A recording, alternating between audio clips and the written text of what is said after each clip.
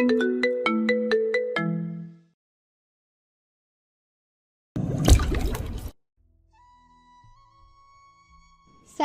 তুমি আমার কথা শোনো প্লিজ। আমি কোনো ঢং করছি না। কামিজটা আসার সময় তাড়াহুড়াতে ছিঁড়ে গেছে, সিএনজি থেকে নামার সময় কাদা ছিটেছে। আমি রাইদের দিকে তাকিয়ে ইশারা করলাম।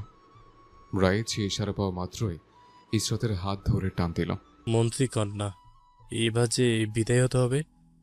ইসরাত ঝটকা দিয়ে রাইদের হাত ছোটালো। আমার দিকে ফিরে কাতর কণ্ঠে বলল, সাইদ, আমি মিথ্যা বলছি না। ষষ্ঠমতের ছেলে কিডন্যাপ হলে এতক্ষণে ঢাকা শহর র্যাব পুলিশে অন্ধকার হয়ে যেত। আপনার আব্বাজান দিয়ে দিত তার ছেলে উদ্ধারের জন্য। রাইদ কঠোর কণ্ঠে বলল। না, দিত না। চেঁচিয়ে উঠল মেয়েটা। আমার চোখে চোখ রেখে তাকালো ইসরাত। দপদপ করে জ্বলছে যেন তার চোখ জোড়া। চিবিয়ে চিবিয়ে বলল সে, আমার আব্বা ইমনকে তার নিজের ছেলে মানে না। ইমনের কিডন্যাপ হওয়ার কাহিনী শুনে আব্বা কাজ ঝাঁকিয়ে নিজের কাছে চলে গিয়েছে। রুমের টানটান উত্তেজনা চাদরটা যেন ইসরাতের এই তীক্ষ্ণ স্বীকারোক্তিতে চিরে ফালফাল হয়ে গেল। অস্বাভাবিক নীরবতা নামলে বসার ঘরটায়। আমি শান্ত স্বরে প্রশ্ন করলাম, তোমার মায়ের অ্যাফেয়ার ছিল? ইসরাত ঠোঁট কামড়ে নিজেকে সামলালো। থেমে থেমে বলল, হ্যাঁ, আব্বার খুবই কাছের এক বন্ধুর সাথে। ইমন যখন আম্মার পেটে, আব্বার তখন আম্মার এই অ্যাফেয়ারের কথা ধরতে পারে। পলিটিক্যাল ইমেজ ঠিক রাখার জন্য আব্বা অনিচ্ছা সত্ত্বেও আম্মার অ্যাফেয়ার আড়াল করেছে। তবে সম্পর্কের তিক্ততা একেবারে আকাশ ছুঁয়ে যায়। আম্মা অবশ্য বেশি দিন আব্বাকে যন্ত্রণা দেয়নি। ইমনের জন্মের সময় আম্মা মারা যায়। আব্বা নিজের ইমেজ বাঁচানোর জন্য ইমনকে নিজের ছেলে হিসেবে বাইরে পরিচয় করিয়ে দিয়েছে ঠিকই, কিন্তু মন থেকে ইমনকে কোনোদিন মেনে নেয়নি। রায় দুটো কেসে বলল, কিন্তু পেপার পত্রিকা অনুসারে আপনার ছোট ভাই শয়তানের একেবারে যমজ ভাই। হ্যান বদকাজ নেই, যা আছে সেই নেই। হতে পারে তোমার ভাই নিজেই কিডন্যাপের নাটক করেছে। ইসরাত আগুন ঝরা চোখে রায়দের দিকে তাকালো। কড়া গলায় বলল, আমি ওকে সেই ছোটবেলা থেকে দেখেছি। ওর কোনটা নাটক কোনটা সত্য তা আমি জানি। আর বকাটে হওয়ার কথা, ইসরাতের চোখ আবারও পানিতে ভরে উঠল। আব্বা কোনো দিন ওর সাথে ভালো ব্যবহার করেছে বলে আপনার মনে হয়? আব্বার উপর নিজের ঝাল ছাড়ার জন্য দক্ষিণ সিটি কর্পোরেশনের মেয়র আনোয়ার চৌধুরীর ছেলে জুহাইর চৌধুরী দলবলের সাথে মিলেমিশে একেবারে বকাটে হয়ে গেছে। আমি এত মানা করতাম।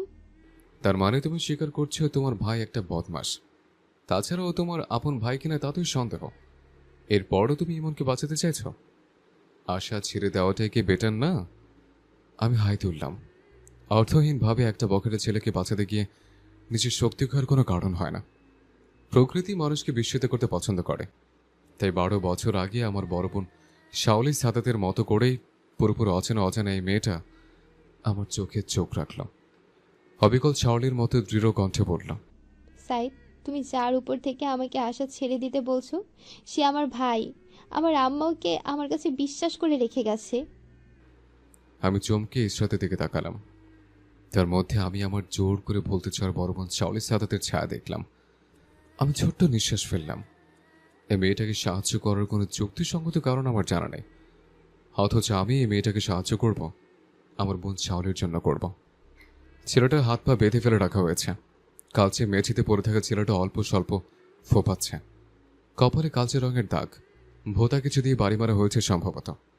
ভিডিওতে এই পর্যায়ে এসে একটা মুখোশে ঢাকা মুখের দিকে ফিরে গেল।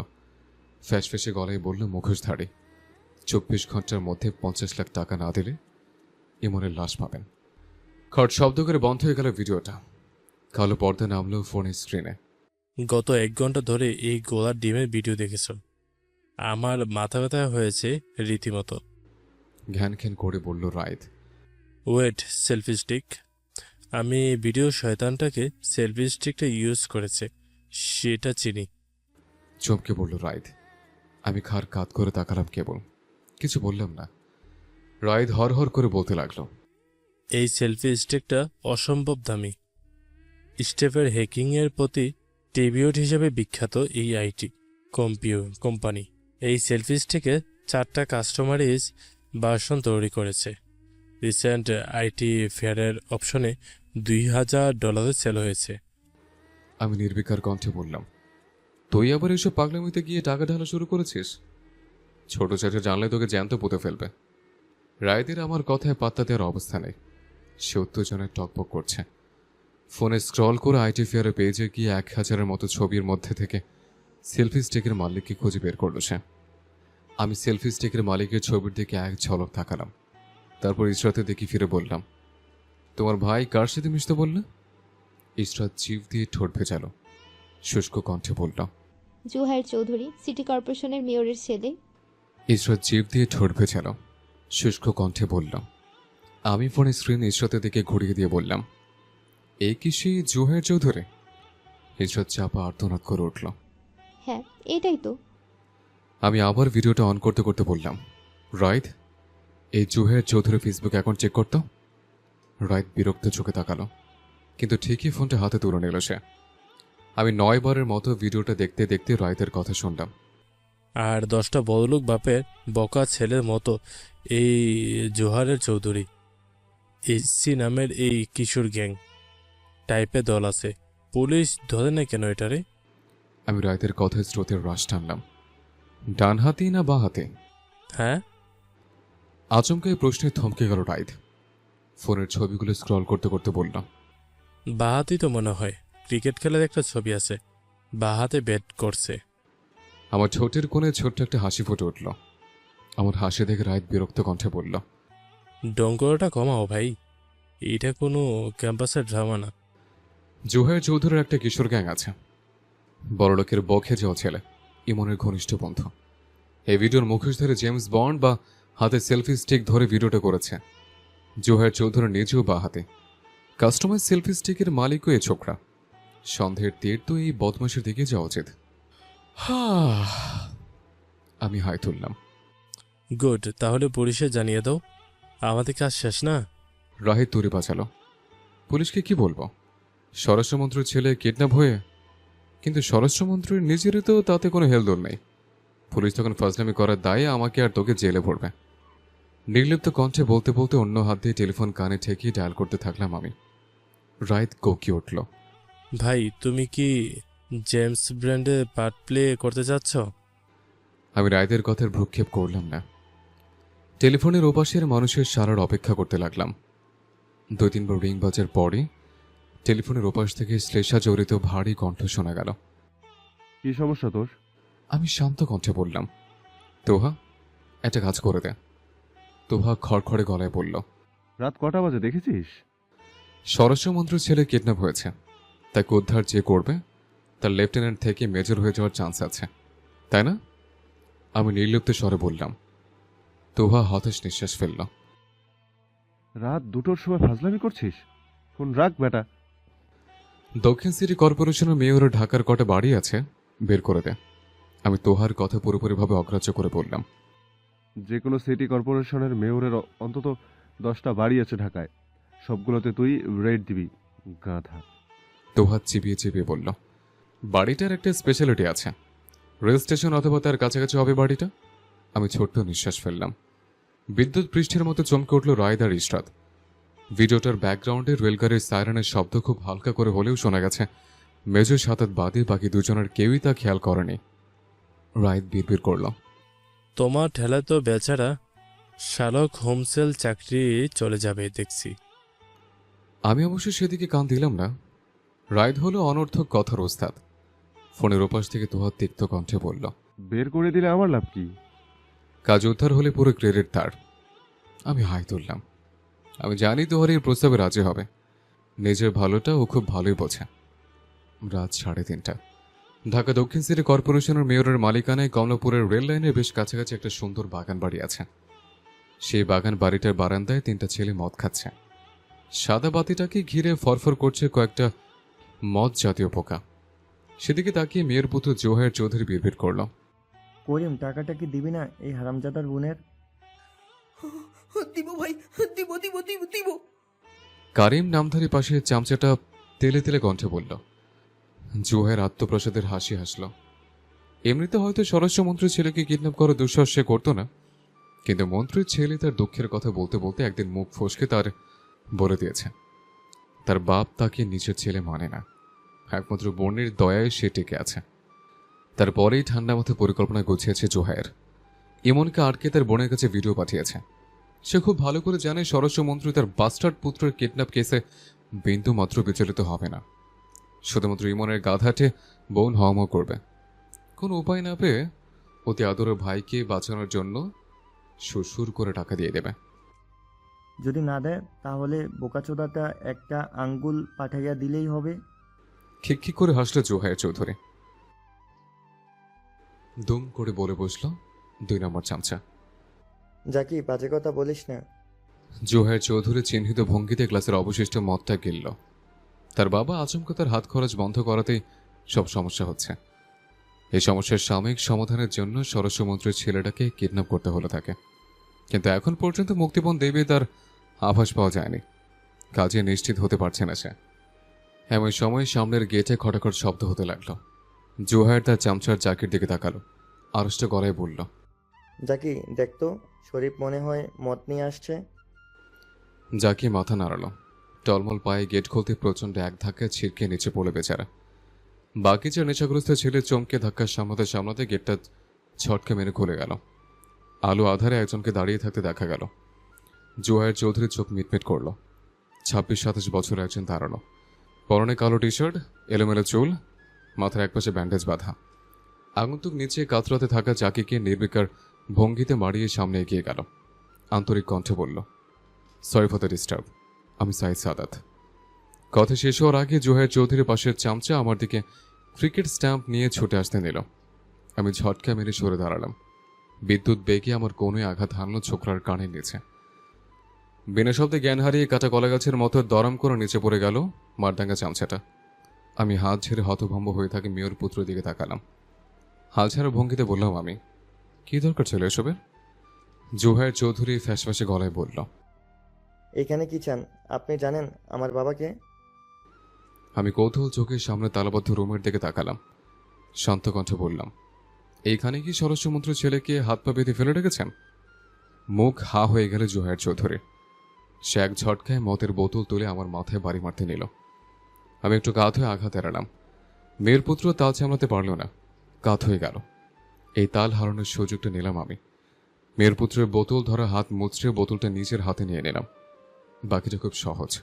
পাশের দেয়ালে বাড়ি মেরে বোতলটা উপরের অংশ ভেঙে নিতেই ধারালো একটা অস্ত্রে পাল্টে গেল। অন্তত কিছু নিম্ন শ্রেণীর শয়তানের বুকে কাঁপন ধরনের যথেষ্ট। আমি বোতলের ধারালো অংশটা মেয়ের পুত্রের গলার খুব কাছে তাক করলাম। শীতল ঝড়ে বললাম, এমনকি এখানে আছে? জোহায়ের চৌধুরী গলার 1 ইঞ্চি দূরে ধারালো ভাঙা কাজ ঝকঝক করছে। এই অবস্থায় মনোবল আর ধরে রাখতে পারল না সে। হাউমা করে উঠল। দূরে সরান, দূরে সরান। আমি বোতলটা তার গলায় আরেকটু কাছে নিয়ে এলাম। সরু একটা কাটা দাগ তৈরি হলো মেয়ের পুত্রের কণ্ঠনালীতে। শীতল থেকে শীতলতর হলো আমার কণ্ঠ। এমনকি এখানে আছে? প্রচণ্ড ভয়ে ভাঙায় তোলা মাছের মতো খাবে খেতে রাখলো বেচারা জোহায়ের চৌধুরী। হাসির মতো ফ্যাসফ্যাসে গলায় বলল, আছে, তালামারা রুমটাতে বেঁচে আছে, ভালো আছে। বোতলটা সরান প্লিজ। তালা খুলতে হবে যে। আমি হাতের বোতলটা দিয়ে বদ্ধ দরজার দিকে ইশারা করলাম। মেয়ের পুত্রের সাহস বা বুদ্ধি কোনোটাই কাজ করছে না তখন। সে ত্রস্ত হাতে পকেটের চাবি বের করে তালা খুলল। এক ফালে আলো পড়ল বদ্ধ রুমটার ভেতর। হাত পা বাঁধা অবস্থায় পড়ে থাকা ছেলেটার চোখ কুচকে তাকালো। আমি পকেটের ফোনে আঙ্গুল ছোঁয়ালাম। ছেলেটাকে পাওয়া গেছে, মানে আমার কাজও শেষ। আমার এই অসাবধানতার সুযোগ নিল জোহায়ের চৌধুরী। সে এক ধাবায় টেবিলের ছুরিটা তুলে আমার গলায় একইভাবে নিশানা করে কোণঠাসা করে ফেলল আমাকে। গলায় ছুরির ঠান্ডা স্পর্শ পেয়ে বাস্তবে ফিরলাম আমি। গলার এত কাছে ধারালো ছুরি থাকলে অ্যাকশন মুভির নায়ককে অনুসরণ করার বুদ্ধি প্রথমে মাথা থেকে ছেড়ে ফেলতে হয়। আমি আত্মসমর্পণের ভঙ্গিতে হাত উপরে তুললাম। শান্ত কণ্ঠে বললাম, এত কিছুর পরও তুমি পার পাবে ভেবেছ? মুখ খারাপ করে একটা গালি দিল মেয়র পুত্র। হিসহিসে কণ্ঠে বলল, তুই জানিস আমার বাপকে? এই হারামির মতো 100 বলদের খুন করে ফেললেও আমার গায়ের ফুলের টোকাও লাগবে না। এমন সময় হুড়মুড় করে গেটের ভেতর ঢুকলো একদল পুলিশ। সামনে আমার বন্ধু তোহা, ইমনের বড় বোন ইশরাত আর আমার চাচাতো ভাই রাইদ। সাথে ক্যামেরা হাতের এক ছোকরাও দেখা যাচ্ছে। রাইদের বন্ধু হয়তো। রঙ্গমঞ্চে হুট করে নতুন মানুষের আবির্ভাবের চমকে আমার গলায় ছুরি তাক করা হাতটা ধীরে ধীরে নিচে নেমে গেল। জোহায়ের চৌধুরী মার খাওয়া কুত্তার মতো কেউ কেউ করে বলল, আপনারা জানেন আমি কে? আমার আব্বাকে চিনেন? আমার আব্বাকে জানলে? আমি মুখ ফিরে তাকালাম মেয়ের পুত্রের দিকে। শীতল হাসি ফুটল আমার ঠোঁটের কোণে।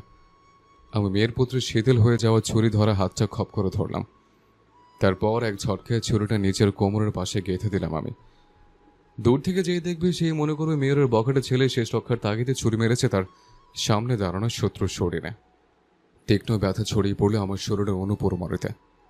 ছুরি গাঁথা আহত অংশটা থেকে টপটপ করে মেঝেতে ঝরে পড়ছে তাজা রক্ত। মেয়ের পুত্র হতভম্ব হয়ে আমার দিকে তাকিয়ে আছে। আমার চোখে কৌতুক ঝিলিক দিল। আমি হিসিস করে বললাম, এবার দেখি তোমার অতি ক্ষমতাশালী বাপ তোমাকে কিভাবে বাঁচায়। মেয়ের পুত্র তার রক্তমাখা হাতের দিকে তাকিয়ে বিড়বিড় করল, আপনি পাগল, আপনি পুরো পাগল। হাসপাতালে আমার জ্ঞান ফিরল টানা একদিন পরে। রায়দ আমার বেডের পাশে বসে পা তুলে ফোন টিপছে। আমাকে চোখ মেলতে দেখে সে চিৎকার চেঁচামেচি করে ডাক্তার ডাকলো। অনেক পরীক্ষা নিরীক্ষা শেষে বিকেলে দেখে আমার সঙ্গে কথা বলার সুযোগ পেল সে। আমি ঘাড় কাত করে জানলার দিকে তাকালাম। হাসপাতালের ধপধপে সাদা ঘরে এক ধরনের বিষণ্ণতা আছে। জানলার গ্রিল গলে আসা হলুদে সোনালি রোদটা কি যত্ন করিয়ে এনে সে বিষণ্ণতাকে মুছে দিচ্ছে। সেদিকে তাকিয়ে আমি শান্ত কণ্ঠে বললাম, মন্ত্রীপুত্রের খবর কি? ভালো আছেন, হাসপাতালে ভর্তি হয়েছে, তবে শীঘ্রই ছাড়া পাবেন। কিডন্যাপ কেস নিয়ে সাংবাদিকরা ভালো জোটার পাকাচ্ছিল। মন্ত্রী মহাশয় একদম ওকে ঠান্ডা করে দিয়েছে। রায়দ হাই তুলল। আর মেয়রের বদ ছেলে? আমি ভ্রু কুচকে বললাম, মেয়রের ছেলে ব্রিগেডিয়ার জেনারেল শহীদ সাদাতার ছেলেকে ছুরি মেরেছে। চাচাটা ক্ষেপে বোম হয়ে গেছে। এই বদমাশের দেশে আসার রাস্তা পুরো বন্ধ। রায়দ নীরস কণ্ঠে বলল, পুরো ক্রেডিট অবশ্যই গেছে তোমার ক্যাচালের বন্ধু তাহার কাছে। পুরো কাজ করলে তুমি আর। রায়দ কথা শেষ করল না। আমার দিকে একটা পত্রিকা এগিয়ে দিল। পত্রিকার ফ্রন্ট নিউজে মন্ত্রীপুত্র কিডন্যাপ কেস। ভেতর অজস্র লেখা, কিন্তু আমার নজর কাড়ল কোনার ছোট্ট একটা ছবি। ইসরাত তার ভাইয়ের সংবাদ সম্মেলনের ছবি। ছেলেটা তার বোনের পেছনে ভীতু ভীতু ভঙ্গিতে দাঁড়িয়ে আছে, আর ইসরাত তাকে আড়াল করে দাঁড়ানো, যেন কিছুতেই সে আর তার ছোট ভাইকে হারাতে দেবে না। আমি নিজের অজান্তে একটু হাসলাম, কিন্তু হুট করি আমার বুক হু হু করে উঠল। শাওলির জন্য। কেমন আছে আমার মাথা গরম বোনটা? তীব্র অভিমান নিয়ে দেশ ছাড়া বোনটার কি মনে পড়ে তার আবেগ অনুভূতিহীন ভাইটার কথা? 2 মাস পর আমি সেনাবাহিনীর হেডকোয়ার্টারের সামনে দাঁড়িয়ে আছি। ছুটি শেষ, আমার কাজে ফেরার সময় হয়েছে। ফিরলি কেন? তুই না ফোর্স থেকে রিজাইন নিবি? তোহার আচমকা প্রশ্নে একটু হাসলাম আমি। তোহা বিরক্ত কণ্ঠে বলল, রোবটের মতো হাসবি না, বিশ্রী লাগে। আমি শান্ত কণ্ঠে বললাম, ইসরাত পরে আমার সাথে দেখা করেছিল। বোকা মেয়েটা কান্না থামাতেই পারছিল না কৃতজ্ঞতা প্রকাশ করতে গিয়ে। তো তোহা এখনো বুঝতে পারছে না আমার এই রকমের পাগলামির প্রতি এক ধরনের নেশা চলে এসছে। আর এসব পাগলামির জন্য সেনাবাহিনীর চেয়ে চমৎকার কভার আর কি হতে পারে? আমি আকাশের দিকে তাকিয়ে তরল কণ্ঠে বললাম। তোহা বিড়বিড় করল, পুরোপুরি পাগল হতে তোর বেশি দিন বাকি নেই, এই তথ্য জানিস? দীর্ঘ বক্তব্যের শেষে দম নিতে থাকলো মেজর সাদাত। এজেন্ট নিয়ন চোখ উল্টালো। আপনার গল্প বলার ভঙ্গি খুবই জঘন্য বস, খুব এসে যাচ্ছিল আমার রীতিমতো। মেজর সাদাত কাঁধ ছাকালো। আমি সোলজার ছোকরে এজেন্ট। আঠাটো রোমান্টিক গল্পের লেখক নয়েছে। গল্পের প্রেক্ষাপটে 1 কেজি মধু থাকবে। এজেন্ট নিয়ন উঠে দাঁড়ালো, হাই তুলতে তুলতে বলল, আপনার সাথে কথা বলাই একটা ঝামেলা। ওয়েট, গল্পের সবচেয়ে বড় টুইস্টটাই তো বলা হয়নি। আচমকা মনে পড়ার ভঙ্গিতে বলল মেজর সাদাত। এজেন্ট নিয়ন থমকে গেল। মেজর সাদাতের গলার স্বরে এক ধরনের শান আছে, সেই জন্যে বোধহয় থেমে গেল সে। ইসরাতের ভ্রাতৃপ্রীতিটা ছিল পুরোপুরি একপাক্ষিক। অল্প কিছুদিন পরে ইমন তার চাল চালতে শুরু করে। ইসরাতের বাবা মারা যাওয়ার পরে তাদের কোম্পানির ওনারশিপ নিয়ে ঝামেলা শুরু হয়। ইমনের প্রথম ছেলে ইসরাত কোম্পানির ফান্ড আত্মসাতের দায় পড়ে। এতটাই জঘন্য ছিল সে চাল যে ইসরাতের জেলে যেতে হয়। একবার জেলঘাটের পর ইসরাতের ব্যক্তিত্ব পাল্টে যেতে থাকে। এক সময় যে ইসরাত তার অতি আদরের ছোট্ট ভাইকে বুকে আঁকলে রাখত, সেই ইসরাত ইমনকে এক ধাক্কায় কোম্পানির মালিকানার দাবি থেকে সরিয়ে দেয়। এমনকি নিজের মায়ের পরকীয়ার ফসল দাবি করে। এমন আহত পাখির মতো চুপচাপ 2 বছর কাটিয়ে দেয়। শেষ ছবলটা মারে 2021-এর 17 সেপ্টেম্বর। বিদ্যুৎ পৃষ্ঠের মতো চমকে উঠল এজেন্ট নিয়ন। এই তারিখটা তার খুব পরিচিত। এই দিনে হুইসেল ব্লোয়ার ক্লিন আপ মিশনে সে নিজ হাতে খুন করেছে এজেন্ট দীপ্তিকে। মেজর সাদাত অবশ্য তা খেয়াল করলো বলে মনে হয় না। সে একই স্বরে বলতে লাগলো, সেদিন বিকেলে সৈনিক ক্লাবের একটা গেট টুগেদার টাইপের পার্টি ছিল। ইসরা তো সেখানে স্পেশাল গেস্ট হিসেবে এসেছিল। 7:30টার দিকে সে ক্লাব ছাড়ে, নিজেই গাড়ি ড্রাইভ করছিল সে। আচমকায় তার মাথা এলোমেলো লাগতে শুরু করে। পুরোপুরি মাতালের মতো সে ড্রাইভ করতে থাকে। ফলাফল খুবই সোজা, অন্য একটা গাড়িতে হিট করে নিজের সাথে সাথে ওই গাড়ির চালকের 12টা বাজিয়ে ফেলে। এটা তার দ্বিতীয় assault case. Drank and driving কেসে তার বেশ কদিন জেল খাটতে হয়। একটু থেমে বলল মেজর সাদাত। অথচ পার্টিতে ইসরাতে ড্রিঙ্ক করার প্রশ্নই আসে না। সে এক গ্লাস পানি ছাড়া কিছুই খায়নি সেদিন। তীব্র কণ্ঠে বলল এজেন্ট নিয়ন। কি বলতে চাচ্ছেন সেটা বলেন। ইসরাত যে পানিটুকু খেয়েছিল সেটা ড্রাগ কন্টামিনেট ছিল। ইসরাতের ভাই ইমন ছিল এই বদমাইশের মূল হোতা। মেজর সাদাত নির্বিকার কণ্ঠে বলল। এজেন্ট নিয়ন ঠান্ডা কণ্ঠে বলল, সস্তা থ্রিলার গল্পগুলোতে এইরকম এন্ডিং থাকে?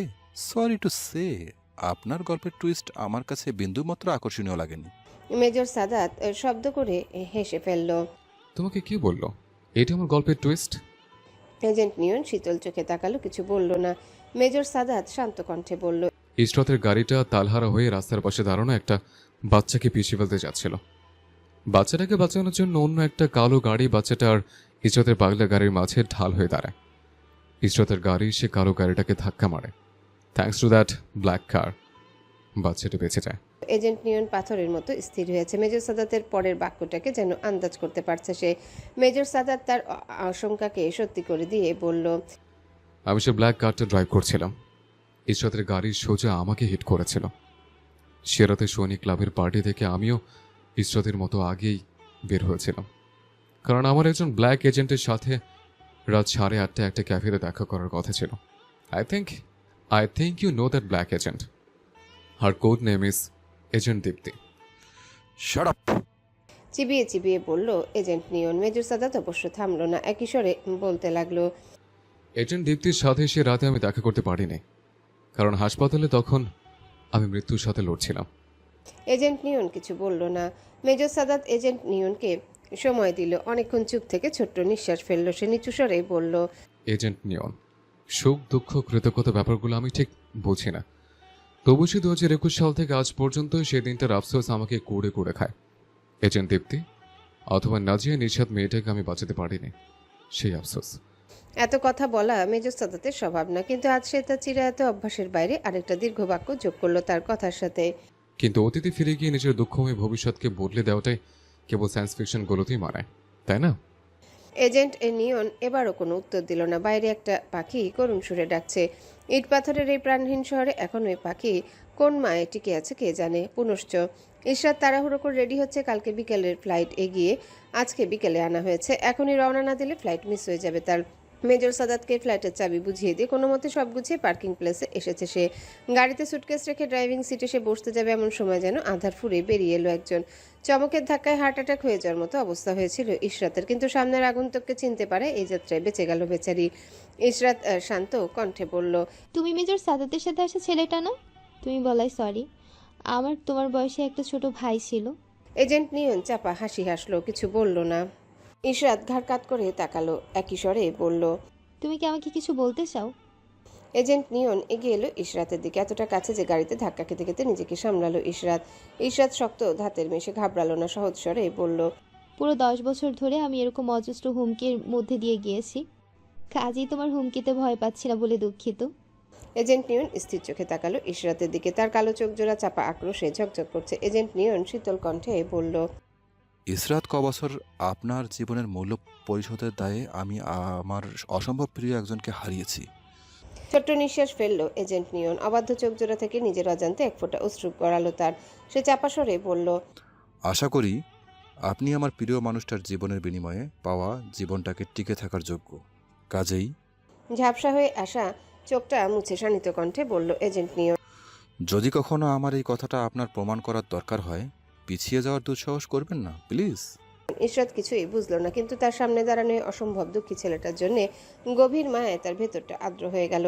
সে কোমল কণ্ঠে বলল, ঠিক আছে ছেলে, আমি পিছিয়ে যাব না। নরম বাতাস বইল আচমকায়। কোনায় লাগানো অর্কিড লতা তিত্তির করে কেঁপে উঠল। অবহেলায় ফেলে রাখা অর্কিড লতা ঝাড় দেয়াল বেয়ে উপরে উঠছে সূর্যের আলোর খোঁজে। নিঃসঙ্গ অর্কিডটা কি তীব্র আকর্ষণই না তার লতাগুল্ম ছড়িয়ে দিচ্ছে দেয়াল জুড়ে সামান্য একটু উষ্ণতার লোভে। তুমি কান্না করছিলে নাকি? চোখ মুখ ফুলে গেছে। মেজর সাদাত শান্ত চোখে তাকালো। তামান্না থতমত খেয়ে গেল। এমনিতে মানুষ আচমকা এরকম প্রশ্ন করার আগে একটা ভূমিকা করে। মেজর সাদাত সম্ভবত এইসব নিয়ম কানুনের ব্যাপারটা বুঝতে পারে না। সে একেবারে সরাসরি প্রশ্ন করে বসে। তামান্না একটু কেশে বলল, না স্যার, এমনিতে টায়ার্ড। মেজর সাদাত তর্ক করলো না, কাজ ঝাঁকিয়ে মেনে নিল। তামান্না মাথা নিচু করে মেঝের দিকে তাকিয়ে আছে। মেজর সাদাতের দিকে তাকানো মাত্রই তার চোখ ছাপিয়ে পানি আসছে। তামান্না মাথা নিচু করে মেঝের দিকে তাকিয়ে আছে। মেজর সাদাতের দিকে তাকানো মাত্রই তার চোখ ছাপিয়ে পানি আসছে। প্রায় 2 সপ্তাহ সে মেজর সাদাতকে এতটা কাছে থেকে দেখেছে, অথচ একবারও তার মাথায় আসেনি পাথর কঠিন মানুষটা ভেতরে ভেতরে এত বড় অসুখ বয়ে চলছে। তামান্না, বাচ্চারা কি ঘুমাচ্ছে? মেজর সাদাত দুম করে প্রশ্ন করে বসলো। এই প্রশ্নটাই যথেষ্ট ছিল তামান্নার মনে ভয় ঢুকাতে। তার উপর মেজর সাদাতের পরের বাক্যটা রীতিমতো কাঁপন ধরালো বেচারির বুকে। আমার বাচ্চাদের সাথে কিছু কথা আছে তামান্না। তামান্না ঢোক গিলল, কিছু বলল না। মেজর সাদাত শান্ত চোখে কিছুক্ষণ তাকিয়ে রইল। কিছু অনুমান করতে পারলো কিনা কে জানে। শান্ত গলায় বলল, আমার আর বাচ্চাটার কথোপকথনের সময় সেখানে তুমি অবশ্যই থাকবে। বাচ্চাটা তোমাকে ছাড়া থাকলে তার পাগলামির মাত্রা ছাড়াবে, এতে বিন্দুমাত্র সন্দেহ নেই। তামান্না সাবধানে স্বস্তির নিঃশ্বাস ফেললো। মেজর সাদাতের মেজাজ মর্জির আগামাথা নেই। তাই যত যাই বলুক না কেন এই মাথা গরম মেজরের হাতে বাচ্চাটাকে ছেড়ে দিয়ে এক মুহূর্তের জন্য নিঃশ্বাস নিতে পারবে না সে। তামান্না দরজা ছেড়ে সরে দাঁড়ালো। মেজর সাদাত ছোট্ট নিঃশ্বাস ফেলে ভেতরে ঢুকলো। বাচ্চাটা বিছানায় আধা শোয়া হয়ে আছে। মেজর সাদাতকে দেখা মাত্রই ধর্মর করে উঠে বসলো। মেজর সাদাত ঘরের ভিতরে ঢোকা মাত্রই ঘরের উষ্ণতায় যেন হিমশীতল ছোঁয়া লাগলো।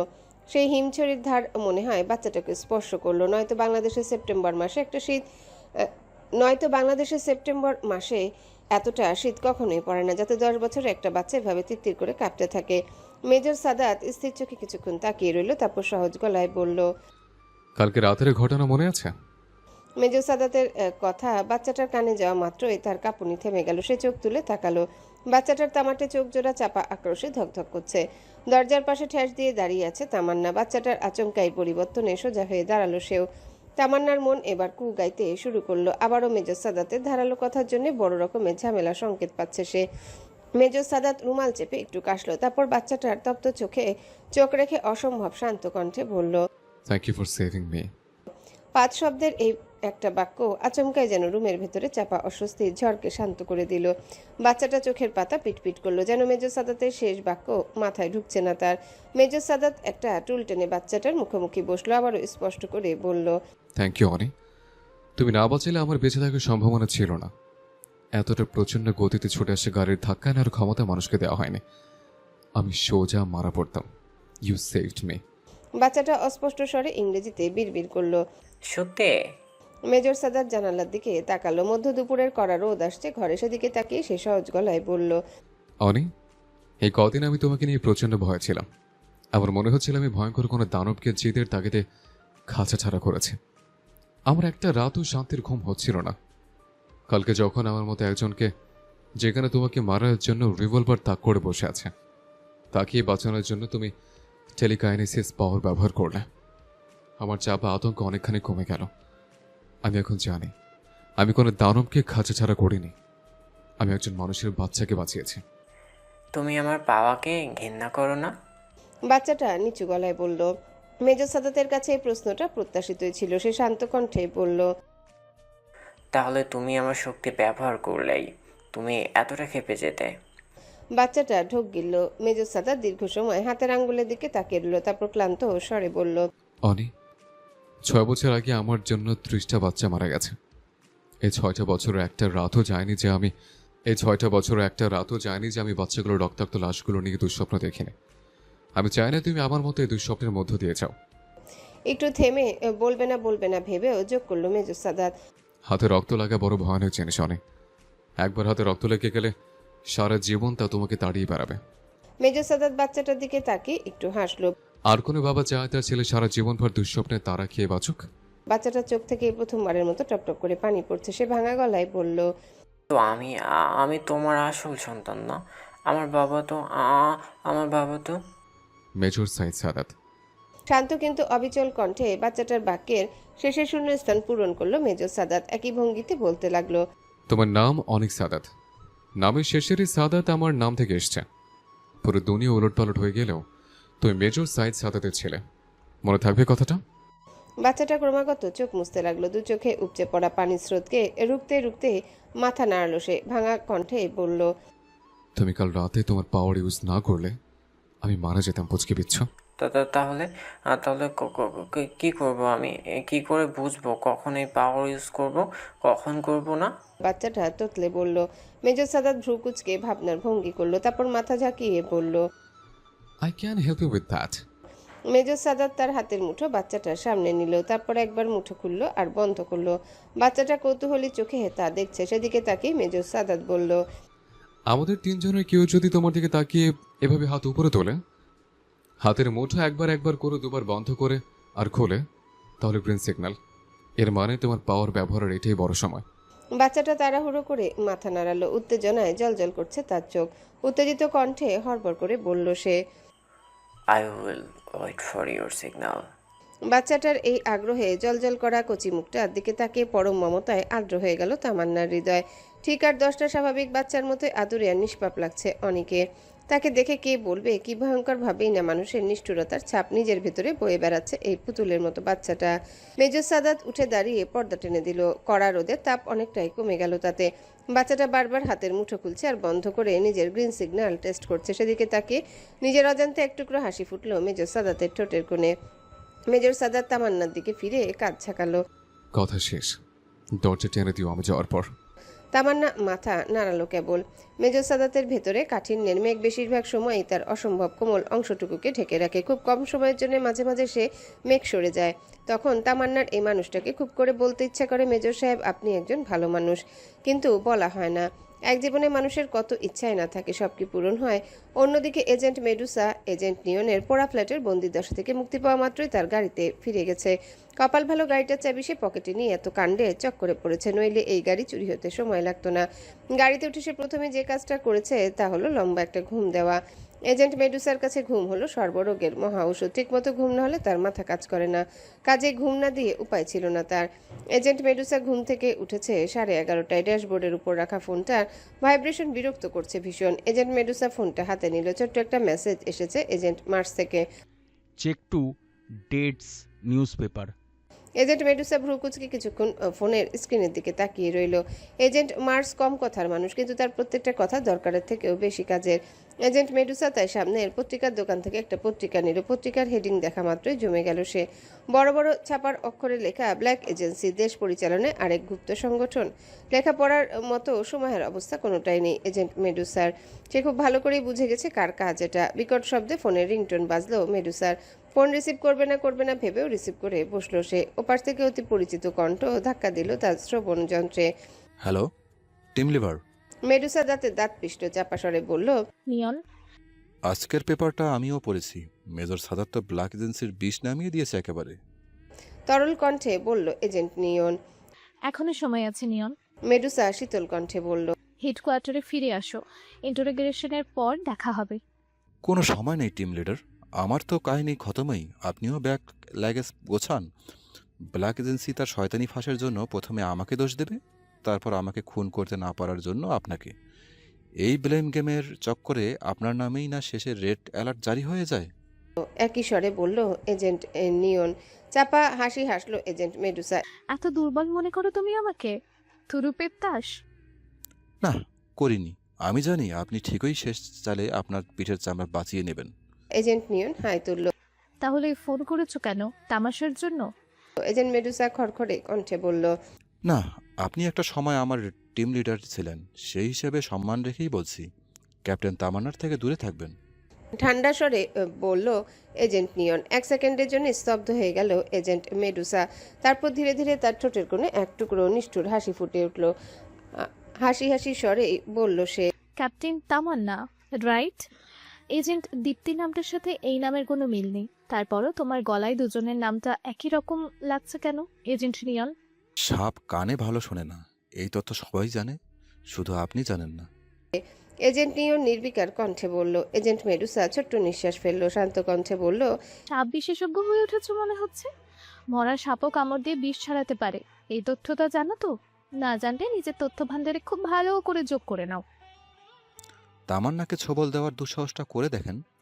2 আঙ্গুলে সাপের বিষদাঁত কী করে ভাঙতে হয় তা এজেন্ট নিয়নের থেকে ভালো আর কেউ জানে না। হিসিসে স্বরে বলল এজেন্ট নিয়ন। এজেন্ট মেডুসা কোনো উত্তর দেওয়ার আগেই ওপাশ থেকে খট করে ফোন কেটে যাওয়ার শব্দ শোনা গেল। এজেন্ট মেডুসা ফোনটা সামনের সিটে রেখে নিজের সিটে হেলান দিল। নরম সুরে শীষ বাজাতে বাজাতে দুহাত উপরে তুলে দেখতে লাগলো সে। সাদা ধবধবে হাতে অসংখ্য কাটা ছেঁড়ার দাগ, কিছু পুড়ে যাওয়ার দাগ আর কালচে কালশিটে। এই হাতজোড়া খুব শীঘ্রই তাজা রক্তে মাখামাখি হয়ে যাবে। একজন নির্বোধ ব্ল্যাক এজেন্টের রক্তে, যে কিনা বারবার একই অপরাধ করে চলেছে। ব্ল্যাক এজেন্ট হয়ে মানুষের মতো নিজে বাঁচতে চাওয়ার অপরাধ, মানুষের মতো অপরকে বাঁচাতে চাওয়া অপরাধ। আর সেই নির্বোধ এজেন্টের নাম হলো এজেন্ট নিয়ন। এজেন্ট মার্স হতাশ চোখে তার সামনে দাঁড়ানো এজেন্ট মেডুসার দিকে তাকিয়ে আছে। দুপুর গড়িয়ে বিকেল হতে চলল। রাত 8:30টায় হেডকোয়ার্টারে জরুরি মিটিং আছে। মাঝের সময়টা সেই ভেবেছিল বাসায় বিশ্রাম নেবে, আচমকায় যন্ত্রণা হাজির। কি খবর মিস্টার ওসিডি পেশেন্ট?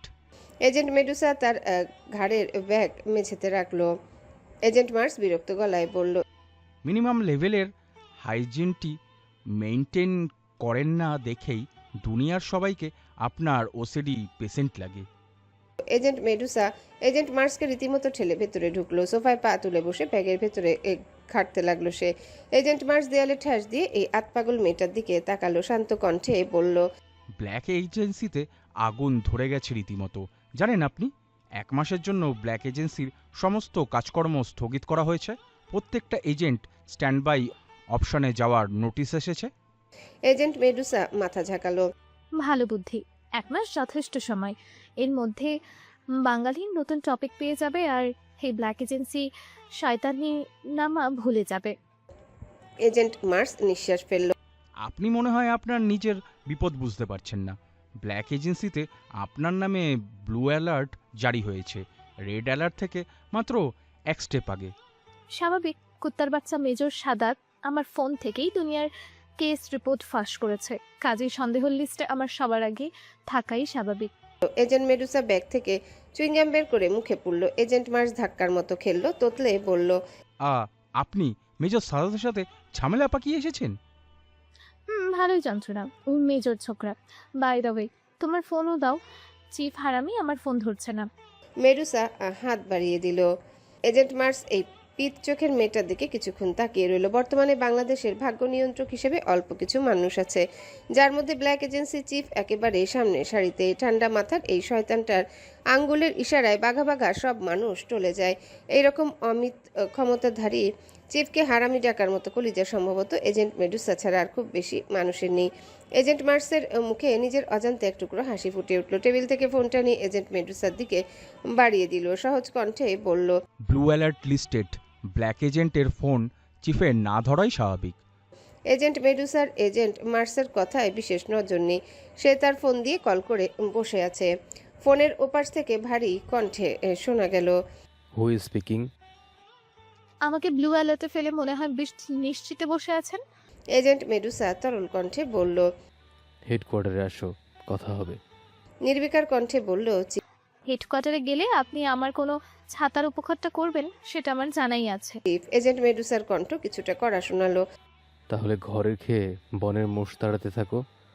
আর কি করা, যথাসময়ে তোমার এলিমিনেশনের অর্ডার চলে আসবে। ওপাশের কণ্ঠস্বরেও কাঠিন্য বাড়ল। চিফ সাহেব, আরেকটা এজেন্ট নিয়ন দেখতে চাচ্ছেন? না, আরেকটা এজেন্ট দীপ্তি। আমি এই 2 চরিত্রেরই কোনো মাত্রার অসাধারণ সেটা আপনার থেকে আর কে ভালো জানে? এজেন্ট মেডুসা খিলখিল করে হাসলো। এক মুহূর্তের জন্য থেমে গেল অন্য পাশের কণ্ঠস্বর। শীতল কণ্ঠে বলল, কি চাও সেটা বলো। কিছু না। এজেন্ট মেডুসা হাসি হাসি স্বরে বলল, আমার মাথায় ব্লু অ্যালার্ট, গ্রিন অ্যালার্ট, যা খুশি থাকুক, আমার মিশন আমার হাতেই থাকবে। চমকের ধাক্কায় আবারও 1 সেকেন্ডের জন্য নীরবতা নামলো ওপাশে। এজেন্ট মেডুসা সহজ গলায় বলল, এতগুলো কনফিডেন্সিয়াল ফাইল কোনো না কোনোভাবে আমার কারণেই এক্সপোজ হয়েছে। কাজেই আমি ব্লু অ্যালার্ট নিয়ে আপত্তি করছি না, কিন্তু এজেন্ট নিয়নকে কানে ধরে আমি হেডকোয়ার্টারে ফেরত আনবো। তারপর আপনি আমাকে জেলে পাঠান না আঞ্জুমানে মফিদুলে, কোনটাতেই আমার সমস্যা নেই। তুমি এখনো তোমার মিশন ক্যারি করতে চাচ্ছ? 2 মাসের জন্য এজেন্সি একবারে গর্তে ঢুকে যাবে। কাজেই এজেন্সি বা কোনো ব্ল্যাক এজেন্ট তোমাকে সাহায্য করবে না। এই তথ্যগুলো বিবেচনায় রাখছো তো? ওপাশের কণ্ঠস্বরটায় চাপা ধূর্ত ভাবটা এবার অনেকটাই পরিষ্কার হলো। এজেন্ট মেডুসা হাই তুলল।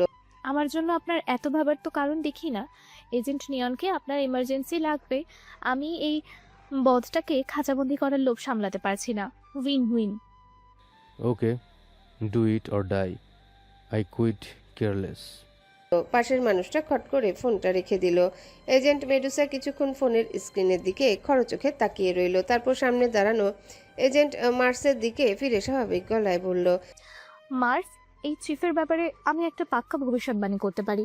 এই শুয়োরের বাচ্চা আমার হাতেই মরবে খুব দ্রুতই, এই 1-2 বছরের মধ্যে। এজেন্ট মার্সের এখন এজেন্ট মেডুসার উদ্ভট কথাবার্তায় কান দেওয়ার সময় নেই। এজেন্ট মেডুসার কথা শেষ হতে সে রাগে ফেটে পড়ল। আপনি ব্ল্যাক এজেন্টের কোনো হেল্প ছাড়া এজেন্ট নিয়নকে ধরতে যাচ্ছেন? এজেন্ট নিয়ন ব্ল্যাক এজেন্সির তুরুপের তাস, যে কিনা খালি হাতে আমাকে 2 সেকেন্ডের মধ্যে নরকে পাঠিয়ে দিতে পারে। অথচ এই তুরুপের তাস দীপ্তির মতন একটা কোনো কিছু না পারা এজেন্টের জন্য নিজেই নিজেকে নরকের দরজায় পৌঁছে দিচ্ছে। এজেন্ট মেডুসা সিলিং এর দিকে তাকিয়ে চিউই গামের বাবল ফোলালো। এক মুহূর্তের জন্য থমকে গেল এজেন্ট মার্স, তারপর চিবিয়ে চিবিয়ে বলল, কথা ঘোরাবেন না, এক্ষুনি আমার সাথে হেডকোয়ার্টারে যাবেন। 2 মাসের জন্য স্ট্যান্ড বাই থাকেন বা জেলে যান, আই ডোন্ট কেয়ার, কিন্তু আপনাকে এইভাবে একটা এজেন্ট নিয়নের মুখোমুখি হতে আমি কিছুতেই দেব না। আপনি জানেন এজেন্ট নিয়নের সামনে গেলেই আমি সোজা। স্ট্যাটিস্টিক্স তাই বলে, এজেন্ট নিয়নকে সামনাসামনি আক্রমণ করে এখনো পর্যন্ত কেউ জীবিত ফেরেনি। নির্বিকার কণ্ঠে বলল এজেন্ট মেডুসা। তাহলে আপনি কোন যুক্তিতে এজেন্টের নিয়নের পিছনে লাগতে যাচ্ছেন, তাও পুরোপুরি একা? পুরোপুরি একা তোমাকে কে বলল? এজেন্ট মেডুসা কোন একটা রক্তমাখা কার্ড রাখলো টেবিলের উপর। কার্ডটা তুলে নিল এজেন্ট মার্স। কার্ডের লেখা নামটায় কড়া চমক খেলো সে। শৈবাল সিদ্দিকী? ইয়াপ, এক সময়ের ব্ল্যাক এজেন্সি ব্ল্যাক লিস্টেড অস্ত্র ব্যবসায়ী, যাকে মারার জন্য 4টা ব্ল্যাক এজেন্ট অ্যাসাইন করা হয়েছিল, সেই শৈবাল সিদ্দিক। এজেন্ট মেডুসা সহজ স্বরে বলল, এই শৈবাল সিদ্দিকী আপনাকে হেল্প করবে? কোন দুনিয়ায় থাকেন আপনি? এজেন্ট মার্স খটখটে গলায় বলল। রিল্যাক্স ছোকরা। এজেন্ট মেডুসা হাসলো। এই কার্ড আমাকে কে দিয়েছে জানো? স্বয়ং শৈবাল সিদ্দিক। হা হয়ে তাকিয়ে রইল এজেন্ট মার্স। এজেন্ট মেডুসার কথার মাথা মুন্ডু সে কিছুই বুঝলো না। এজেন্ট মেডুসা শান্ত স্বরে বলল, এজেন্ট নিয়নকে লকেট করার তথ্য আমি চিফকে দিয়েছিলাম। হারামির বাচ্চাটা এক ধাপ এগিয়ে এই শৈবাল সিদ্দিককেও এজেন্ট নিয়নের লোকেশন দিয়ে রাখে। শৈবাল সিদ্দিক এমনিতেই এজেন্ট নিয়নের ওপর মহা খাপ্পা, কাজেই আমি যদি এই ঝামেলা ক্লিয়ার নাও করতে পারি, সেই হিসেবে কষে শৈবাল সিদ্দিককে ব্যাকআপ প্ল্যান করে রেখেছিল কুত্তার বাচ্চাটা। অবশ্য শৈবাল সিদ্দিক হলো গিয়ে চালাকের চালাক। সে পরের দিন সকালে এসেছে ঝামেলা মিটে যাওয়ার পর। ততক্ষণে এজেন্ট নিয়ন আমাকে হাত পা বেঁধে সেখানে ফেলে রেখে পগার পার। বলতে পারো এটাই আমার আর শৈবাল সিদ্দিকের কাহিনীর শুরু। তারপর? এজেন্ট মার্স তীক্ষ্ণ কণ্ঠে বলল। এজেন্ট মেডুসার কাহিনী যে শেষ হয়নি সেটা সে খুব ভালো করে বুঝতে পারছে। তারপর কিছু না, শৈবাল সিদ্দিকের সাথে গুন্ডাগুলোর সাথে আমার হালাকার ওপর ঝাপসা মারামারি হয়। শৈবাল সিদ্দিকের ভাগেও শেষমাত্র একটা লাথি পড়েছে। ব্যাটার আগে থেকেই কোমরে কাঁচা সেলাই ছিল, এক লাথিতেই ইনজিওর, সেলাই ছিঁড়ে টিড়ে একাকার। এজেন্ট মেডুসার গলার হাসি হাসি ভাবটা এই পর্যায়ে এসে মিলিয়ে গেল। সে চিন্তিত স্বরে বলল, কিন্তু আশ্চর্যের ব্যাপার কি জানো? এতখানি রক্ত পড়েছিল ছেলেটার কোমর থেকে, কিন্তু মাথা বরফের মতো ঠান্ডা। সময় নিয়ে কাঁধ বের করলো, আমার হাতে দিল, আমাকে তার কেন দরকার তাও বুঝিয়ে বলল। আমি সবার চালে ভুল ধরতে পারি এজেন্ট মার্স, কিন্তু এই নীল চোখা শয়তানের চাল এত গোছানো, ভুল ধরার কোনো সুযোগই নেই। Such an interesting guy, that freak. Agent Mars হতভম্ব গলায় বলল, এর সাথে আপনি কাজ করবেন শৈবাল সিদ্দিকী? কেন না, ওর বাচ্চাটা লাগবে আমার এজেন্ট নিয়নকে, সাথে বোনাস হিসেবে দুজনের কমন শত্রু কুত্তার বাচ্চা মেজ, একেবারে made for each other. Agent Medusa উঠে দাঁড়ালো। এজেন্ট মার্স স্থির চোখে সামনের ঠান্ডা মাথার মেয়েটার দিকে তাকিয়ে আছে। ভয়ঙ্কর খেলায় সবার আগে নিজের চালটা গুছিয়ে নিয়েছে ব্ল্যাক এজেন্সির এই সর্পকন্যা। তাকে ফেরানোর সাধ্য এজেন্ট মার্সের নেই। By the way, thanks for the phone call, no thanks for everything. ভবিষ্যৎ আর এই দেখা না হলেও ধরে নিও এটাই আমার শেষ শুভকামনা। সহজ গলায় বলল এজেন্ট মেডুসা। এজেন্ট মার্স হাত বাড়িয়ে ফোনটা নিজের কাছে নিল, উপরে তাকে রাখতে রাখতে বলল, আপনি হাত মুখ ধুয়ে আসুন, আমি টেবিলে খাবার দিচ্ছি। সারাদিন নিশ্চয়ই খাওয়া হয়নি। এজেন্ট মেডুসা কিছু বলার আগেই এজেন্ট মার্স শান্ত কণ্ঠে বলল, আশার বাড়িওয়ালি তার ডিভোর্সি বোনকে আমার সাথে বিয়ে দেওয়ার জন্য উঠে পড়ে লেগেছে। সেই সুবাইদেই আজকে এক গাদা খাবার দিয়ে গেছে। অযথা নষ্ট করতে যাচ্ছি না। Consider it at last suffer from me. Medusa কিছুক্ষণ ছেলেটার দিকে তাকিয়ে রইল, তারপর একই স্বরে বলল, আমার হাতে প্রচুর কাজ এজেন্ট মার্স।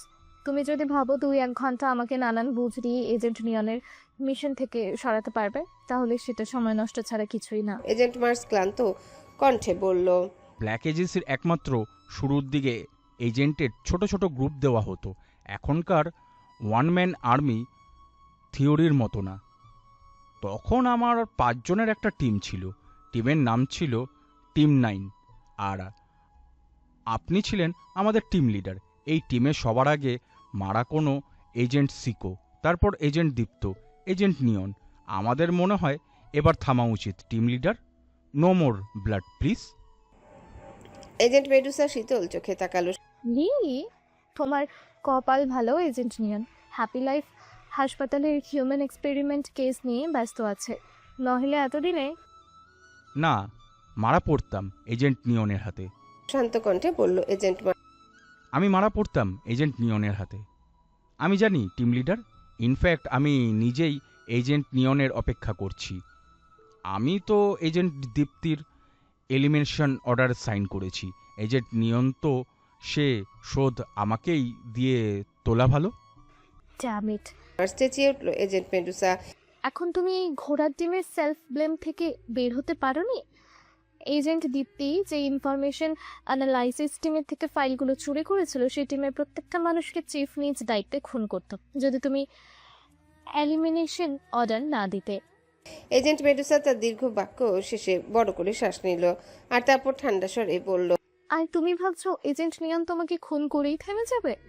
এজেন্ট দীপ্তি মারা যাওয়ার পর এজেন্ট নিয়ন পুরোপুরিভাবে পাগল হয়ে গেছে। এজেন্ট দীপ্তির প্রতি কৃতজ্ঞতা থেকে তার লাস্ট মিশন হিসেবে এই হিউম্যান এক্সপেরিমেন্ট ল্যাব কেস সে আগে শেষ করার প্রক্রিয়ায় আছে। এই কাজ শেষ হওয়া মাত্রই তার আর বেঁচে থাকার কোনো উদ্দেশ্য, আগ্রহ বা কারণ কিছুই থাকবে না। এরপর সে ব্ল্যাক এজেন্সির প্রত্যেকটা মানুষকে ধরে ধরে খুন করা শুরু করবে। আমার থেকে ভালো এজেন্ট নিয়নকে কেউ চেনে না। I trained him, I know what kind of monster he is. Agent Mars ছোট্ট নিঃশ্বাস ফেলল। ব্ল্যাক এজেন্সি একটা দূষিত প্রতিষ্ঠান এজেন্ট মেডুসা। এর প্রতি একটা মায়া পুষে রাখা কোনো মানে হয় না। এজেন্ট মেডুসা দাঁতে দাঁত পিষ। নিজের জীবনের তোয়াক্কা তুমি নাই করতে পারো, কিন্তু এতগুলো নিরাপদ মানুষকে খুন করার সুযোগ আমি এজেন্ট নিয়নকে দেব না। I don't care what this stupid world thing about me. Agent নিয়নকে আমি থামাবো। এই খুন তার প্রতিশোধের চক্র এখানেই শেষ হবে, আমার হাতেই শেষ হবে। এজেন্ট মার্স আবারও কিছুক্ষণ এই দায়িত্বভারে ক্লান্ত মেয়েটার দিকে তাকিয়ে রইল, তারপর পাশের ড্রয়ার ঘেটে ছোট্ট একটা ছুরি বের করে এজেন্ট মেডুসার দিকে এগিয়ে দিল। শান্ত কণ্ঠে বলল, কিপ ইট। এজেন্ট মেডুসা ছুরিটা হাতে নিয়ে তার পাতলা কাঠের খাপটা সরাতেই মডেলটা চিনতে পারলো। ছুরিটা ট্যান্টো ধাঁচের তৈরি। জাপানিজ সামুরাই এই টাইপের ছোট ছুরি রাখতো নিজেদের কাছে, শত্রুর কাছে ধরা পড়লে নিজের হাতে নিজের জীবন কেড়ে নেওয়ার জন্য। এজেন্ট মার্স তার মন পড়তে পারলো কিনা কে জানে, একই স্বরে বলল, আন্ডারগ্রাউন্ড এজেন্ট হিসাবে একজন রাজনীতিবিদের উপর নজর রাখতে গিয়ে জাপানিজ একটা অকশনে অ্যাটেন্ড করতে হয়েছিল। সেখান থেকেই কিনা অনেকবার ভেবেছি ফেলে দেব, ফেলে দেওয়া হয়নি কেন যেন। আমি তো আপাতত স্ট্যান্ড বাই এজেন্ট, আপনার কাজে লাগতে পারে। টান্টন লাইফ সুইসাইড করা ছাড়া আর বিশেষ কোনো কাজে লাগে না, so keep it with you. খড়খড়ে গলায় বলল এজেন্ট মেডুসা। আরেকটা কাজে লাগে এজেন্ট মেডুসা, ব্যাক স্টাবিংয়ের জন্য। সামনে দাঁড়ানোর বন্ধু মানুষটার অজান্তেই তার গলা কাটার জন্য এর থেকে ভালো অস্ত্র আর নেই। একটুখানি হাসি ফুটলো এজেন্ট মার্সের কণ্ঠে। এজেন্ট মেডুসা এজেন্ট মার্সের খোঁচাটা ধরতে পারলো বলেই তার চোয়াল শক্ত হয়ে গেল। সে মাথা ঝাঁকিয়ে ঠান্ডাভাবে ছুরিটার খাপ লাগালো, তারপর পকেটে গুছতে গুছতে আবেগহীন কণ্ঠে বলল, এই ছড়িয়ে দেওয়ার উদ্দেশ্য যদি আমার ভেতরের এজেন্ট নিয়নের বিপক্ষে যাওয়ার অপরাধবোধ তৈরি করা, তাহলে সরি টু সে কাজ হয়নি। এজেন্ট নিয়নকে তুমি যতই চাও বাঁচাতে পারবে না, ও নিজের কবর নিজেই খুঁড়ছে। এজেন্ট মার্স মেডুসার পিত বর্ণের চোখ জোড়া দিকে স্থির চোখে তাকালো, শান্ত কণ্ঠে বলল, এজেন্ট নিয়নকে না, টিম লিডার আপনাকে। আমি আপনাকে বাঁচাতে চাই। এজেন্ট দীপ্তর মৃত্যুর পর আমি যেই তীব্র অপরাধ বোধে জ্বলছি সেই নরক যন্ত্রণা থেকে। এজেন্ট মেডুসা দীর্ঘ সময় তার সামনে দাঁড়ানো অসম্ভব হৃদয়বান মানুষটার দিকে তাকিয়ে রইল। কেন এই বোকা ছেলেটাই মৃত্যু উপত্যকায় পা রাখলো? রক্ত সংঘাত আর বিশ্বাসঘাতকতার জগতে এজেন্ট মার্সকে একেবারেই মানায় না। তার একটা সুন্দর পরিবার হওয়া উচিত ছিল, যেখানে সে আর 10টা স্বাভাবিক মানুষের মতোই সারাদিন চাকরি শেষে ঘরে ফিরবে। মায়াময় সেই শান্তির নীড়ে তার জন্য অপেক্ষা করবে পুতুলের মতো ছোট্ট বাচ্চা আর মমতাময়ী স্ত্রী। এজেন্ট মেডুসার কথা না বাড়িয়ে দরজার বাইরে পা রাখলো। আচমকা এজেন্ট মার্সের শান্ত কণ্ঠস্বর থমকে দিল তাকে। আপনার মতো আমিও একটা শক্ত ভবিষ্যৎবাণী করি আমাদের নিয়ে।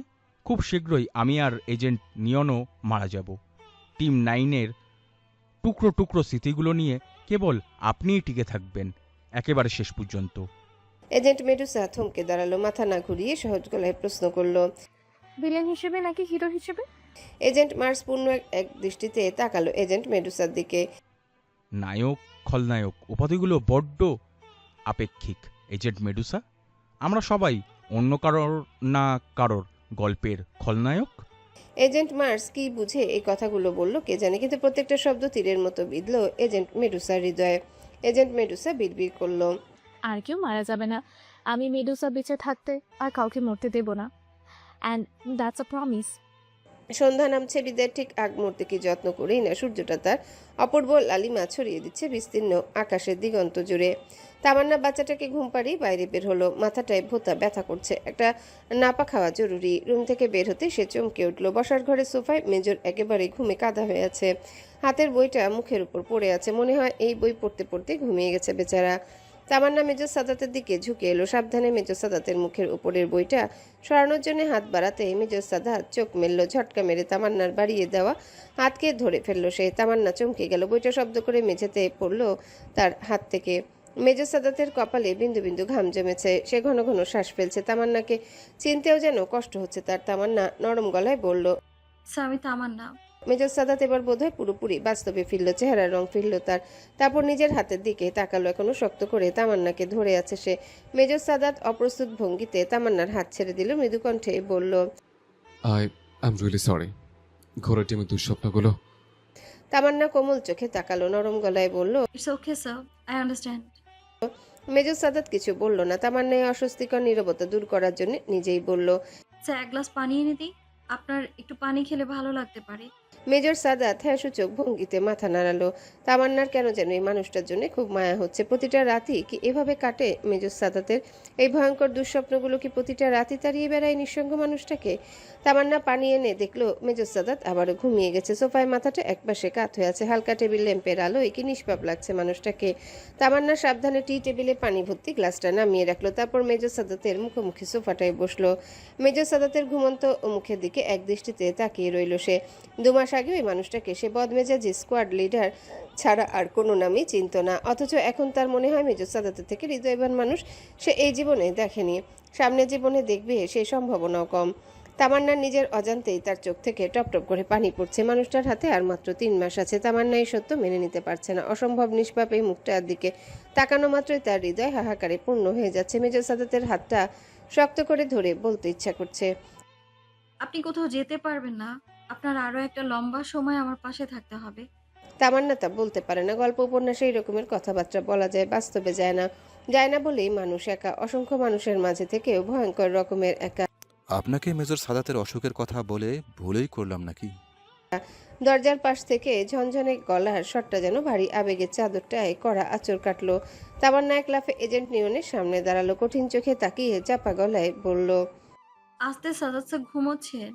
নরম হাসি ফুটলো এজেন্ট নিয়নের ঠোঁটের কোণে। সে স্বাগতোক্তির ভঙ্গিতে বিড়বিড় করলো, না, ভুল করি নাই। কি ভুল করেননি? আর কি চান এখানে? কেন এসেছেন? তামান্না খড় আপনি গলায় বললে প্রশ্ন বিশ্বাস করলো, করবেন না, আমি আসলে প্রচন্ড রকমের ক্ষুধার্ত। আমি হাতিন খেয়ে ফেলতে পারি একেবারে। এজেন্ট নিয়ন বলল, রাত 12টার সময় ক্ষুধা লেগেছে? আপনি কি বাচ্চা মানুষ? তামান্না একই স্বরে বলল, দেখেন না একটু, এই ডক্টর ইস্টার্ট বিরাট বড়লোক মানুষ। বড়লোকের ফ্রিজে সবসময় কিছু না কিছু থাকে। এজেন্ট নিয়ন হাসি হাসি স্বরে বলল। তামান্না হতাশ হয়ে এজেন্ট নিয়নের দিকে তাকালো। কে একে দেখে বলবে যে এই ছোকরা নিষ্ঠুরতম খুনে মানুষদের মধ্যে একজন। কিছুক্ষণ পর এজেন্ট নিয়ন পিৎজার স্লাইসে ছোট ছোট কামড় দিচ্ছে। তামান্না সে এখন বেডরুমের বারান্দায় বসে আছে। তামান্না ছোট্ট নিঃশ্বাস ফেললো। আপনি কি বলার জন্য আমাকে এ পর্যন্ত টেনে এনেছেন সেটা বলুন। এজেন্ট নিয়ন তার পিৎজাতে কামড় দিতে গিয়েও থমকে গেল। অপরাধীর ভঙ্গিতে তাকালো সে। ধরে ফেলেছেন? তামান্না স্বাভাবিক গলায় বলল। মানুষ আমাকে দেখলে যতটা সহজ সরল ভাবে আমি ততটা সহজ সরল নই। দুর্বোধ্য এক টুকরো হাসি ফুটে উঠল এজেন্ট নিয়নের ঠোঁটের কোণে। সে সহজ গলায় বলল, তাহলে সহজ সরলভাবে কেন লোকে সহজ সরল হওয়াটা মুখোশ পরে থাকেন দেখি নয় কি? তামান্না স্থির চোখে তাকিয়ে বলল, কথা পেঁচাচ্ছেন কেন? কি বলবেন সেটা বলুন, প্রচুর ঘুম পাচ্ছে।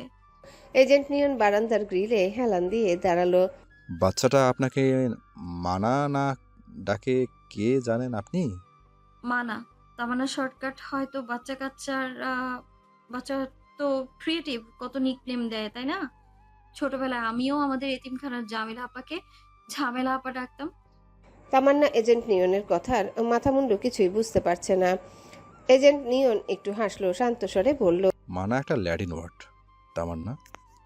ল্যাটিন আমেরিকার মানুষরা তাদের মাকে মানা ডাকে। বাচ্চাটা আপনাকে দিনের পর দিন বিদেশি একটা ভাষায় মা ডেকে গেছে। চমকের ধাক্কায় বড় একটা সময়ের জন্য তামান্নার মাথা কাজ করা থামিয়ে দিল। এজেন্ট নিয়ন তামান্নাকে চমকের ধাক্কা সামলে নেওয়ার সুযোগ দিল না। সহজ গলায় বলতে লাগলো, বাচ্চাটার মুখে এই ল্যাটিন শব্দ শুনে আমি অবাক হয়েছিলাম। হুট করে একটা ল্যাব বন্দি বাচ্চা ল্যাটিন জানলো কি করে? আর জানলেও ল্যাটিনে কেন আপনাকে মা ডাকবে? সে ভালো ইংরেজি জানে, আপনাকে ইজিলি মা ডাকতে পারতো।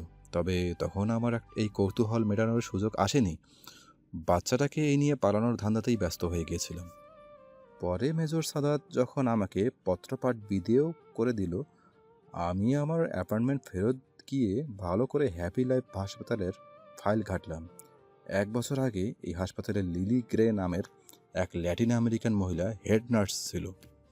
আমার ধারণা মহিলা এক্সপেরিমেন্টের শিকার বাচ্চাগুলোকে অসম্ভব ভালোবাসত। তার কাছ থেকেই উনি সম্ভবত ল্যাটিন ভাষার মা ডাক শব্দটা শিখেছে। সে যাই হোক, লিলিগেরের পক্ষে সম্ভবত এই অতি ক্ষমতাশীল জানোয়ারগুলো বিপক্ষে যাওয়ার সুযোগ ছিল না। কিন্তু কীভাবে যেন মাস 6 আগে এই মহিলা আচমকাই একেবারে উধাও হয়ে গেছে। আমি যতটুকু খোঁজ খবর নিয়েছি তাতে আমার আন্দাজ বলে যে এই মহিলাটা আসলে চুপিসারে তল্লি তল্পা গুটিয়ে বাংলাদেশ ছেড়েছে। তামান্না তখনও এত বড় কাহিনীর ভার নিতে পারছে না। সে ঢোক গিলে বলল, তো এই সামান্য ল্যাটিন মহিলাকে ধরার জন্য ডক্টর রিচার্ডসন পাগল হয়ে যায়। বাংলাদেশে প্রথমে লিলি গ্রের নামের অ্যারেস্ট ওয়ারেন্ট জারি হয় মাদকদ্রব্য পাচারের অভিযোগে। তারপর একেবারে ইন্টারপোলে রেড লিস্টেড হয়ে যায় এই মহিলা। ডক্টর রিচার্ডসন, শৈবাল সিদ্দিক, লেফটেন্যান্ট কর্নেল ইকবাল, এই 3 জন তাদের হাতে সম্ভাব্য সমস্ত ক্ষমতা ব্যবহার করেছে এই অতিসাধারণ ল্যাটিন মহিলাকে খুঁজে বের করার জন্য। আশ্চর্য না? একটা সামান্য নার্সের জন্য মাথার ঘায়ে কুত্তা পাগল দশা এই 3 মহা শয়তানের কোনো কারণ ছাড়া তো অবশ্যই নয়। এজেন্ট নিয়ন দম নিতে থামলো, তারপর আবারও বলতে লাগলো, আমি অনেক খোঁজাখুঁজির পর আরেকটা চমকপ্রদ তথ্য বের করে ফেললাম। এই ল্যাটিন মহিলার বাতাসে মিলিয়ে যাওয়ার আগে ল্যাবের বাচ্চার সংখ্যা ছিল 47। লিলি গ্রে উধাও হওয়ার পরের ডেটগুলোতে কেস ফাইলটা বাচ্চাগুলোর সংখ্যার আচমকাই কমে 46। মাঝখানে একটা বাচ্চা মিসিং, কিন্তু এই মিসিং বাচ্চার কোনো ডেথ রিপোর্ট নেই। এর আগে ল্যাবের যতগুলো বাচ্চা এক্সপেরিমেন্ট ফেইলিওর হয়ে মারা গেছে সবার ডেথ রিপোর্ট আছে, শুধু এই মিসিং বাচ্চাটার নেই। এই একটা বাচ্চা কোথায় উধাও হলো, তাও আবার লিলি গ্রে নিরুদ্দেশ হওয়ার পরপরই। তামান্নার মাথা ধীরে ধীরে কাহিনীর জট ছড়াচ্ছে। সে ঢোক গিলে বলল, আপনি বলছেন লিলি গ্রে আসলে মিসিং বাচ্চাটাকে নিয়ে পালিয়েছে? ঘটনা প্রবাহ তো তাই বলে। এজেন্ট নিয়ন কাজ ঝাঁকালো। এজেন্ট নিয়ন তার পিৎজা স্লাইসে আরেকটা কামড় দিয়ে বলল, আমার ধারণা লিলি গ্রে যে বাচ্চাটাকে নিয়ে পালিয়েছে সেই বাচ্চাটাই ডক্টর রিচার্ডসনের এক্সপেরিমেন্টের প্রথম সফল প্রোডাক্ট। এজন্যই সে লিলি গ্রেকে এমন পাগল কুত্তার মতো খুঁজে বেরিয়েছে। শেষে কোনো খোঁজ খবর না পেয়ে আমার এক্সপেরিমেন্ট ক্যারি করেছে। আর অনেক সাদাত হলো সেই এক্সপেরিমেন্টের দ্বিতীয় সাফল্য। তামান্না মাটিতে বসে পড়ল। তার মানে এই পৃথিবীতে এখন অনির মতো আরো একটা অতি মানবিক শক্তির বাচ্চা আছে। অনির প্রথম দিকে পুরোপুরি বুনো একটা জানোয়ার ছিল, তাহলে ওই বাচ্চাটার ওই বাচ্চাটা তাহলে কি অবস্থা হবে? রিল্যাক্স ডক্টর তামান্না। অনির পাশে যেমন আপনি ছিলেন, আমার ধারণা মিসিং বাচ্চাটাকেও লিলি গ্রে ঠিক সেভাবেই আগলে রেখেছে। অনি দানব না হলে ওই মিসিং বাচ্চাটাও দানব হবে না। এজেন্ট নিয়ন তার কথা শেষ করে একটু থামলো, অন্যমনস্ক কণ্ঠে বলল, সৃষ্টিকর্তা এই মেয়ে জাতটাকে অসীম ক্ষমতা দিয়ে পাঠিয়েছে। পুরোপুরিভাবে আধারে বন্দি মানুষগুলোকে কি অবলীলাই না আপনারা আলোতে নিয়ে আসেন, কোনো পরশপাথর ছাড়াই। মুখ তুলে তাবান্নার দিকে তাকালো এজেন্ট নিয়ন। 1 সেকেন্ডের জন্য মেয়েটার জায়গায় এজেন্ট দীপ্তিকে দেখলো সে। নিজের অজান্তে একটুকরো হাসি ফুটলো তার ঠোঁটে। নাকি আপনারাই আসলে পরশপাথর? তাবান্না এজেন্ট নিয়নের এইসব ভাবের কথায় বিশেষ আগ্রহ দেখালো না। অস্থির কণ্ঠে বলল, হ্যালো বন্ধুরা, পরবর্তী পার্ট খুব তাড়াতাড়ি আসবে, তো সবাই অপেক্ষায় থাকো। আর চ্যানেলটি যারা এখনো সাবস্ক্রাইব করনি তারা পরবর্তী পার্ট দেখার জন্য চ্যানেলটি সাবস্ক্রাইব করে রেখো। ধন্যবাদ সবাইকে, আমাদের সাথেই থেকো।